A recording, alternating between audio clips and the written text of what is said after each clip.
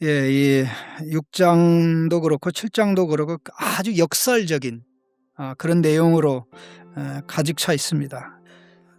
특별히 6장의 말씀을 보면 참 우리가 잘 아는 말씀인데요.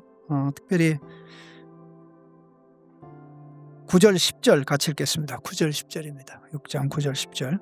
무명한 자 같으나 유명한 자요, 죽은 자 같으나 보라 우리가 살아있고, 징계를 받는 자 같으나 죽임을 당하지 아니하고, 근심하는 자 같으나 항상 기뻐하고, 가난한 자 같으나 많은 사람을 부유하게 하고, 아무것도 없는 자 같으나 모든 것을 가진 자로다. 앞에 부분은 세상이 볼 때 우리의 모습입니다. 뒤에 부분은 하나님의 시각으로 우리 자신을 볼 때입니다. 세상이 바울을 볼 때, 바울의 일행을 볼 때 비참합니다. 가련합니다. 참 저런 인생이 있나. 그러나 바울과 그 일행이, 그의 믿음의 지체들이 하나님의 시각으로 자기 자신을 볼 때 인간은 완전히 보는 게 다른 거죠. 또 살아가는 이유가 다른 겁니다. 하나님의 마음과 시각과 눈을 가지고 사느냐 살지 않느냐는 하늘과 땅 차이고요. 또 하나 한번 보십시다. 자, 14, 15, 16절 대조를 보기 바랍니다.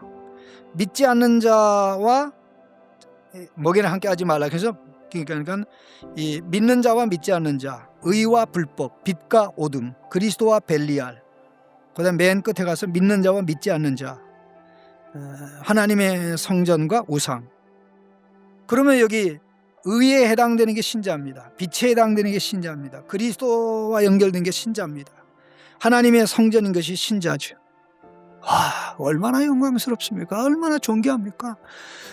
우리가 이 세상에 살아갈 때 이러한 의로, 빛으로, 그리스도와 연합한 자로, 하나님의 성전으로 살아가는 겁니다. 그래서 하나님의 아들로, 하나님의 딸로 살아가는 것이죠.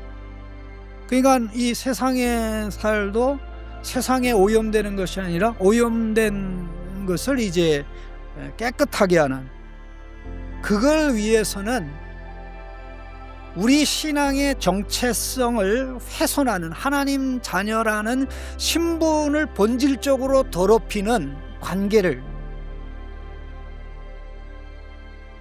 믿지 않는 사람들과 맺어서는 안 된다는 거예요.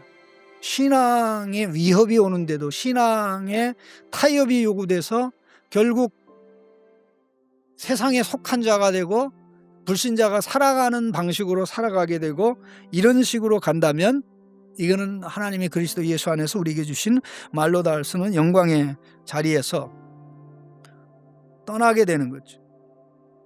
단체적으로 볼 때는 하나님 백성이고 개인으로 볼 때는 하나님의 자녀거든요.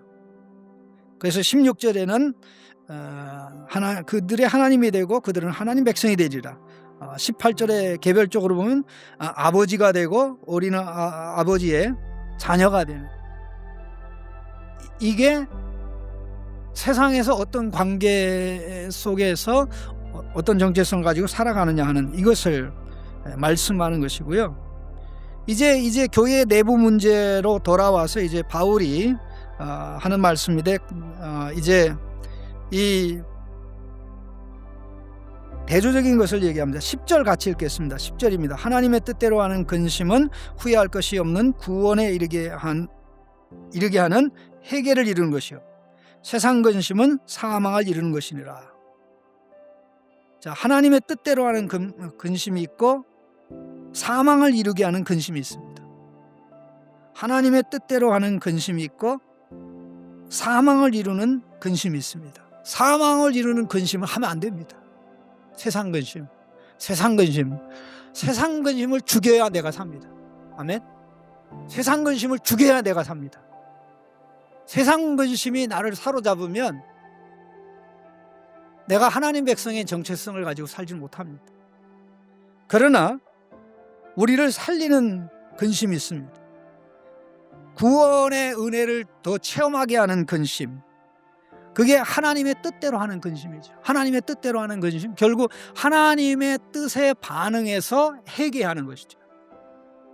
하나님의 뜻을 알고 난 다음에 회개가 나오는 거죠. 뜻을 알기 전에는 회개가 나올 수가 없습니다. 믿음이 뭡니까? 하나님 말씀 받아들이죠. 하나님의 말씀을 받아들이니까 하나님 말씀과 어긋난 부분을 놓고 십자가에 갖다 내려놓고 나 이제 여기에 맞춰서 살지 못한 거 회개합니다.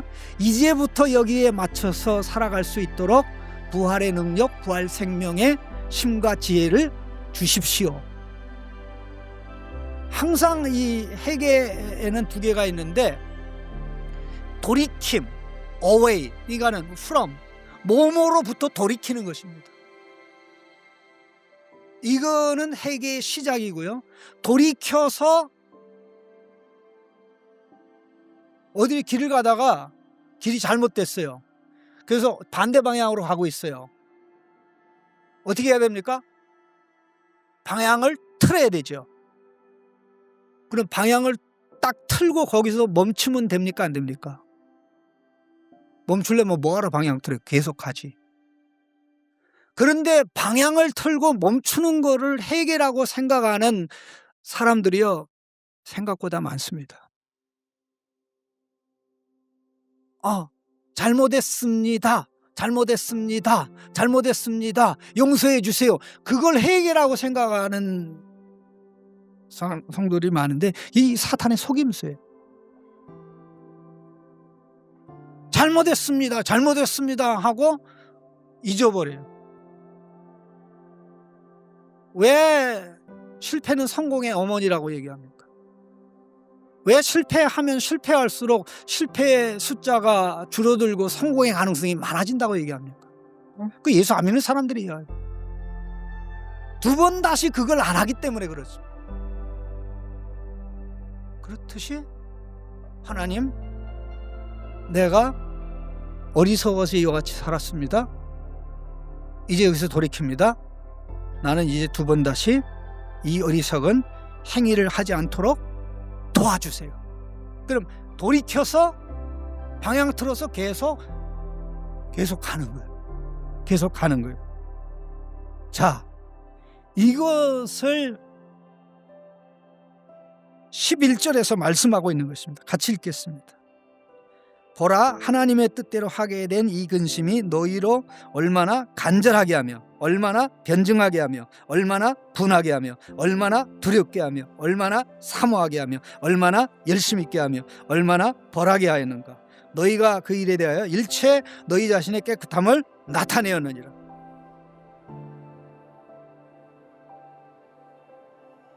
잘못했어요가 아니라 간절하게 되고 복음을 변호하는 입장에서 복음의 진리가 옳다, 거룩한 의분을 가지게 되고 경외하는 두려움을 가지게 되고 사모함을 가지게 되고 열정을 가지게 되고 이렇게 돼요. 우리는 죄로부터 건짐받아 생명을 위해 구원받는 것입니다. 우리는 어둠으로부터 건짐받아 빛을 위해 구원받는 것입니다. 우리는 불의로부터 건짐을 받아 의를 위해 구원받는 것입니다. 이 앞에만 있고 뒤에 없으면 이거는 어둠에서 빛으로 사망에서 생명으로 감격으로 자녀의 삶으로 이게 더해질 때 예수 믿는 재미가 쏠쏠하고 신나고, 이야, 차원이 다르다 이렇게 돼요. 차원이 다르다.